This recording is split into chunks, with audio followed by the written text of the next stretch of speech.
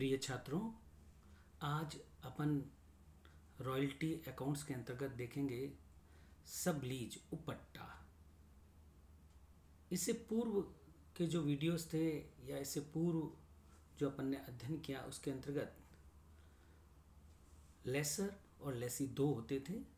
अब जो लेसी है यानी कि पट्टेदार, पट्टे की संपत्ति को पूर्ण अथवा आंशिक रूप से किसी दूसरे व्यक्ति को पट्टे पर दे देता है तो उसे उपट्टा सब लीज कहते हैं। अर्थात ये जो लेसी है उसका कुछ हिस्सा, अपने जो अधिकार है उसका कुछ हिस्सा आगे किसी अन्य व्यक्ति को पट्टे पर दे दे या संपूर्ण हिस्सा दे दे। दोनों स्थितियां हो सकती हैं। तो ऐसी स्थिति में सब लीज की स्थिति उत्पन्न होती है। जो लेसी है यानी कि पट्टेदार उप पट्टे पर अपनी संपत्ति को तभी हस्तांतरित कर सकता है जब ऐसा करने का अधिकार भूस्वामी यानी कि लैंडलॉर्ड के साथ अनुबंध में प्राप्त हो। मुख्य रूप से बात जो समझनी है वो ये कि लैंडलॉर्ड ने लेसी को जो माइंस या जो पट्टा दिया उसके अंतर्गत, शर्तों के अंतर्गत ये दिया गया कि लेसी भी आगे उस माइंस को सब लीज पे दे सकता है। तभी ये सब लीज की स्थिति, उपपट्टे की स्थिति उत्पन्न होगी। मुख्य रूप से जो बात समझनी है कि लैंडलॉर्ड जो है, भूस्वामी, वो अपनी शर्तें अलग रखता है। लेसी जब सब लीज पे देता है तो सब लेसी से अलग शर्तें होती है। रिक्यूपमेंट की शर्त अलग, शॉर्ट वर्किंग रिक्यूप करने की शर्तें अलग, साथ साथ मिनिमम रेंट की शर्तें अलग। तो ये सब अलग अलग शर्तों के अंतर्गत बात होती है। जैसे मिस्टर वाई जो है लैंडलॉर्ड है, मिस्टर वाई लैंडलॉर्ड है। उन्होंने मिस्टर एक्स को लीज पे दी अपनी माइन, तो मिस्टर एक्स जो है लेसी हो गए। एक्स ने आगे जेड को सब लीज पे दे दी तो वो जेड जो है सब लेसी हो जाएगा।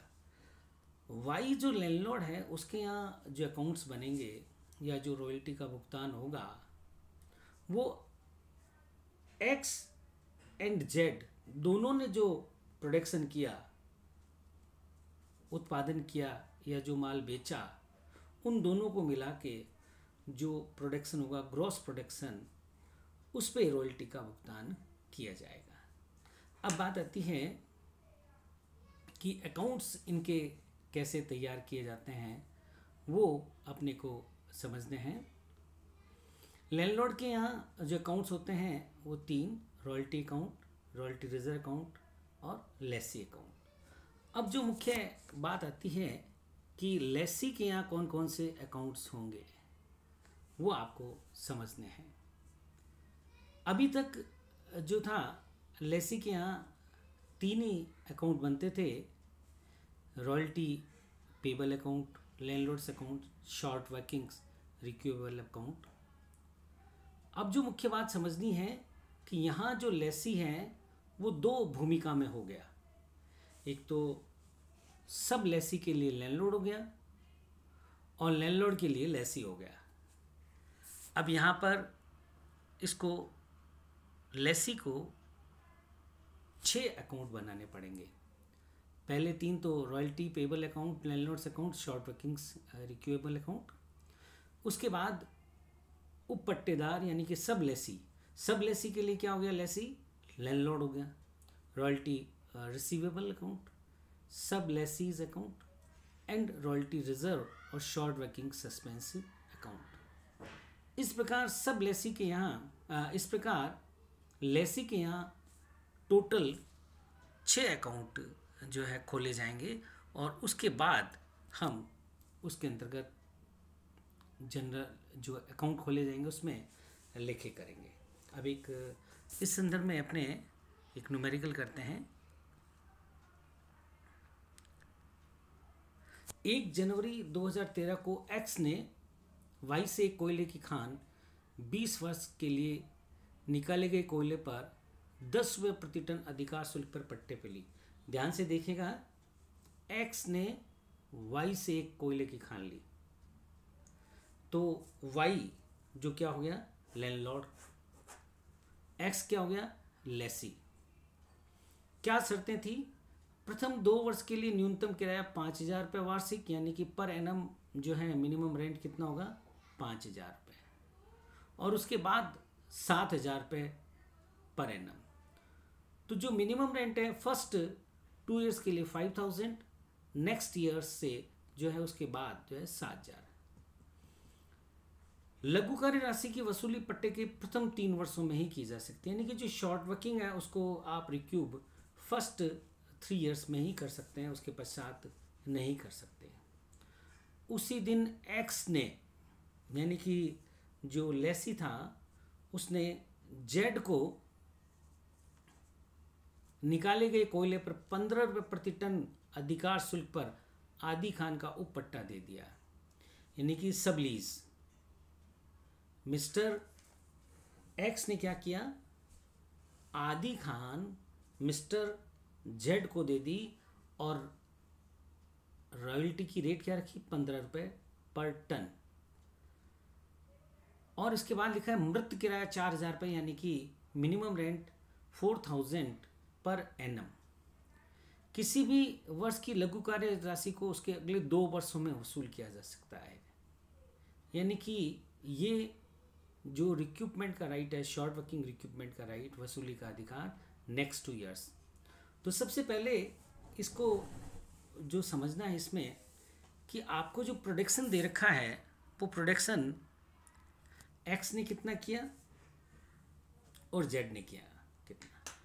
यहाँ पर 2 एनालिटिकल टेबल तैयार की जाएगी, 2 एनालिटिकल टेबल होगी, क्योंकि एक तो लेसी के हिसाब से और एक होगी लेसर के हिसाब से। मिस्टर एक्स जो है लेसी है, वो जो रॉयल्टी पे करेगा लैंडलॉर्ड को, वो रॉयल्टी पे करेगा एक्स एंड जेड, यानी कि स्वयं के द्वारा जो उत्पादन किया गया वो, प्लस जो सब लेसी ने उत्पादन किया वो, उन दोनों के उत्पादन का योग होगा। उसके पश्चात उसका भुगतान किया जाएगा रॉयल्टी का। एक तो ये 2 एनालिटिकल टेबल। फिर इसके बाद जो बात आती है शर्तों को हमें विशेष रूप से देखना है, जो एक्स की क्या शर्तें थी, जेड की क्या शर्तें हैं, उनको साथ साथ में मद्देनज़र रखना है। तो सबसे पहले हम जो एनालिटिकल टेबल है फर्स्ट लीज लेसी के हिसाब से तैयार करते हैं। आपको 2013, 2014, 2015, 2016 और 17 इन 5 वर्षों का उत्पादन दिया एक्स के द्वारा और जेड के द्वारा कितना किया गया। सबसे पहले हम जो टेबल है वो लेसी के हिसाब से बना रहे हैं, तो उस स्थिति में आप देखिए 190 टन 190 टन उत्पादन किया एक्स ने और जेड ने किया 160। हम इन दोनों को प्लस करेंगे, 190 प्लस 160 टन्स वे 350, दोनों को मिलाया आउटपुट हुआ टोटल 350। और एक्स ने जो वाई से ये ली थी लीज पे, तो क्या रेट थी, वो रेट थी 10 रुपये पर टन। एक्स ने वाई से जो लीज पे माइंस ली थी उसकी रेट थी पर टन 10 रुपये। तो हमने 190 प्लस 160 को ऐड किया तो उस स्थिति में आ गया 350। 350 को हमने 10 से मल्टीप्लाई किया, एक्चुअल रॉयल्टी आई 3,500। ये जो देखिए आप 3,500 ये ऐसे आएगी। अब इसके बाद जो समझना है सेकेंड ईयर 320 220 320 टन और 220 टन को जोड़ा तो वह 540 टन। 540 टन को हमने 10 से मल्टीप्लाई किया तो रॉयल्टी आ गई 5,400। फिर 410 टन 340 टन इसका टोटल किया ये हुआ 750, उसको 10 से मल्टीप्लाई किया 7500। देन नेक्स्ट 580 420, ये हो गया 1000। 1000 को 10 से मल्टीप्लाई किया 10,000, और 340 280, ये हो गया आपके 620, उसको 10 से मल्टीप्लाई किया 6200। देखिए इसमें जो विशेष बात समझनी कि दोनों का उत्पादन, दोनों का मतलब एक्स एंड जेड, लेसी और सब लेसी, दोनों के उत्पादन का हम योग करेंगे, उस पर रॉयल्टी का पेमेंट होगा, टोटल प्रोडक्शन जो है। मिनिमम रेंट के बारे में जो एक्स ने वाई से जो कंडीशन रखी थी, वो कंडीशन वाई ने क्या रखी थी कि भाई फर्स्ट जो है हम 2 इयर्स तक तो लेंगे मिनिमम रेंट 5000। तो देखिए first year 5000, second year 5000, then 7000। Short working और एक्सेस वर्किंग ये फाइंड आउट करनी है, लेकिन इसके साथ साथ हमें ये भी देखना है कि इसके रिक्यूपमेंट का जो लघु कार्य वसूली का अधिकार क्या है। फर्स्ट 3 इयर्स हम जो शॉर्ट वर्किंग रिक्यूब कर सकते हैं वो फर्स्ट 3 इयर्स कर सकते हैं, उसके पश्चात नहीं कर सकते, राइट हमारा समाप्त हो जाएगा। तो फर्स्ट ईयर में देखिए 3500 और 5000 minimum rent, minimum rent is greater than actual royalty, show short working 1500, 1500 हमारी शॉर्ट वर्किंग्स आ गई। फर्स्ट ईयर में रिक्यूब और transfer to P&L nil short workings. Actual payment क्या होगा, minimum rent actual royalty whichever is higher, तो ये actual payment आ जाएगा 5000। Closing balance of short workings carry forward होगा 1500। सेकेंड ईयर में actual royalty is greater than minimum rent, so excess working 5400 और 5000, तो 400 रुपये हमारे सरप्लस में, ये एक्सेस वर्किंग। रिक्यूब हम कितना कर पाएंगे, हम अधिकतम 400 रुपये ही रिक्यूब कर पाएंगे, तो हमने रिक्यूब में लिखा 400। Then transfer to P&L dash payment actual royalty minimum rent whichever is higher, actual royalty 5400, minimum rent 5000, दोनों में से ज़्यादा है 5400, लेकिन उसमें से रिक्यूब कर लिया गया 400 रुपये, वो घटा देंगे तो पेमेंट आएगा एक्चुअल पेमेंट 5000। क्लोजिंग बैलेंस देखिए 1500 आपका था क्लोजिंग बैलेंस, 400 रुपये आपने शॉर्ट वर्किंग के रिक्यूब कर लिए, तो ऐसी स्थिति में बैलेंस रह गया 1100। Then next year actual royalty is greater than minimum rent 7500 और 7000, एक्चुअल रॉयल्टी 500 रुपये ज़्यादा है, इसलिए एक्सेस वर्किंग। फिर हमने वसूली कर ली 500 रुपये रिक्यूपमेंट। आपके 2013 का जो शॉर्ट वर्किंग का अधिकार था, वो इसमें कंडीशन थी नेक्स्ट फर्स्ट 3 इयर्स, ये फर्स्ट 3 इयर्स यहाँ 2015 में समाप्त हो जाते हैं, इसलिए यहाँ पर जो 600 रुपये हमें ट्रांसफ़र करने पड़ेंगे transfer to profit and loss account. क्यों, वो आप समझिए। 1500 थे, 400 रुपये आपने पिछले साल रिक्यूब कर लिए, 500 रुपये इस साल कर लिए, तो 1500 में से 400 प्लस 500 900 रुपये डिडक्ट करेंगे, तो 600 रुपये रिमेनिंग रह जाएंगे, जिनको वसूल करने का अधिकार समाप्त हो गया, इसलिए 600 रुपये हम प्रॉफिट एंड लॉस अकाउंट में ट्रांसफ़र करेंगे। Actual payment 7500 7000 whichever is higher है 7500, जिसमें से रिक्यूब जितना हमने कर लिया वो लेस कर देंगे 7000। अब बात आती है closing balance of short workings.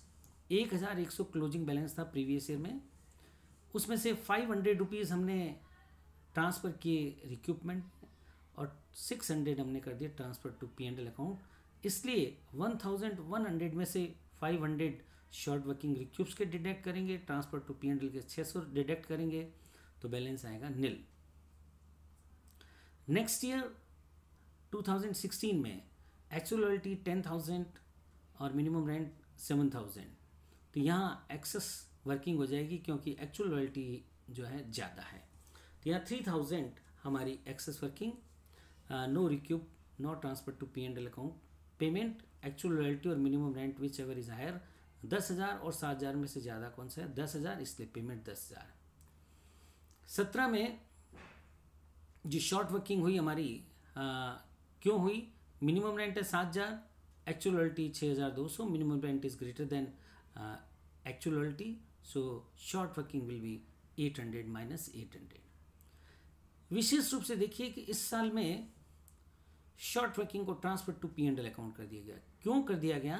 क्योंकि हमारी कंडीशन क्या थी? कंडीशन ये थी कि हम शॉर्ट वर्किंग जो रिक्यूब कर पाएंगे फर्स्ट 3 इयर्स तक, यानी कि हम 2015 तक ही शॉर्ट वर्किंग रिक्यूब कर सकते थे। उसके बाद यदि किसी प्रकार की शॉर्ट वर्किंग्स होती है तो वो हमारे वसूली का अधिकार नहीं, समस्त राशि ट्रांसफर टू P&L अकाउंट, और payment actual royalty minimum rent whichever is higher है उसको ट्रांसफर करेंगे। तो हायर है 7,000, इसलिए पेमेंट हो गया 7,000। ये जो टेबल बनी, ये टेबल थी लेसी के पॉइंट ऑफ व्यू से, यानी कि लैंडलॉर्ड को हम इतना देंगे। अब सब लेसी यानी कि सब लीज की टेबल कैसे? मिस्टर जो एक्स है अब जो है लैंडलॉर्ड है, सब लीज पे दी तो अब वो लैंडलॉर्ड की पोजीशन में आ गए, तो इनको कितनी रॉयल्टी मिलेगी? तो सब लीज की जो है वो देखिए, सब लीज पे मिस्टर कौन थे? जेड का एग्रीमेंट क्या हुआ था कि 15 रुपये पर टन, और रॉयल्टी हम रिक्यूब कर सकते हैं उसकी थी नेक्स्ट 2 इयर्स तक। 15 रुपये पर टन रॉयल्टी जो शॉर्ट वर्किंग्स रिक्यूब कर सकते हैं, लघु कार्य राशि की वसूली अगले 2 वर्षों तक। अब देखिए इसके अंतर्गत आपको प्रोडक्शन दे रखा है 160 टन को हम 15 से मल्टीप्लाई करेंगे 2400, 220 को 15 से मल्टीप्लाई करेंगे 3300, और 340 को 15 से मल्टीप्लाई करेंगे 5100, देन 420 को 15 से रॉयल्टी की रेट जो है उससे मल्टीप्लाई करेंगे 6,300, एंड लास्ट 280 मल्टीप्लाइड बाई 15, ये आ जाएगा आपका 4,200। ये actual royalty. Minimum rent given in the question 4,000 fix है 4,000। अब हम फाइंड आउट करेंगे शॉर्ट वर्किंग्स और excess workings. First year minimum rent is greater than actual royalty 4,000, और ये है एक्चुअल रॉयल्टी 24, 1,600 शॉर्ट वर्किंग्स, तो हमने लिखा short working. Second year also minimum rent is greater than actual royalty, हमारे 700 जो है शॉर्ट वर्किंग्स हो गई। एंड थर्ड ईयर 2015 में actual royalty is greater than minimum rent, 5100 रुपये एक्चुअल रॉयल्टी है, तो हमारे 1,100 जो है एक्सेस वर्किंग। एंड नेक्स्ट 2016 में actual royalty 6,300, minimum rent is 4,000, actual royalty is greater than minimum rent, इसलिए यहाँ पर 2,300 excess working. And last year also 4,200, 4,200 is greater than minimum rent, so excess working. अब इनका ये टेबल में हमें देखना है कि वसूली का अधिकार, इसमें क्या दिया गया कि भाई जो जेड है वो किस प्रकार वसूली कर सकता है सब लीज पे अगले 2 वर्षों में, नेक्स्ट 2 इयर्स। देखिए उससे पहले जो था उसमें था फर्स्ट 3 इयर्स, इसमें नेक्स्ट 2 इयर्स में कभी भी कर सकते हैं आप। तो ये 1,600 है, उसको वसूली का अधिकार अभी हमारा है, इसलिए हमने इसको recoup transfer to P&L account dash payment, जो भी मिनिमम रेंट और एक्चुअल रॉयल्टी ज़्यादा हो तो 2,400, 4,000 में से ज़्यादा है 4,000, हमने ये पेमेंट किया। Closing balance of short working 1,600। Then next year also short working है, पेमेंट 3,300 और 4,000, 3,300 और 4,000 में से ज़्यादा 4,000, हमने 4,000 पेमेंट किया। बैलेंस हो गया 1,600 प्रीवियस ईयर का, करंट ईयर का 7, ये हो गया 2,300। अब जो है ये कहते हैं नेक्स्ट 2 इयर्स तक आप कभी भी वसूल कर सकते हैं, नेक्स्ट 2 इयर्स। अब यहाँ पर हमारा 2003 में जो शॉर्ट वर्किंग्स थी उसको वसूली का अधिकार 2015 में समाप्त हो जाता है, लेकिन 2015 में हमारे एक्सेस वर्किंग है 1,100, 1,100 रुपये, और हमारी शॉर्ट वर्किंग थी 1600 रुपये। 1600 में से हमने 1100 रुपये जो है ये वसूल कर लिए। इस 1600 में से 1100 वसूल हो गए, तो उस कंडीशन में 500 रुपये रिमेनिंग रह गए, हमारा राइट समाप्त हो गया, इसलिए ट्रांसफ़र टू P&L अकाउंट कर देंगे।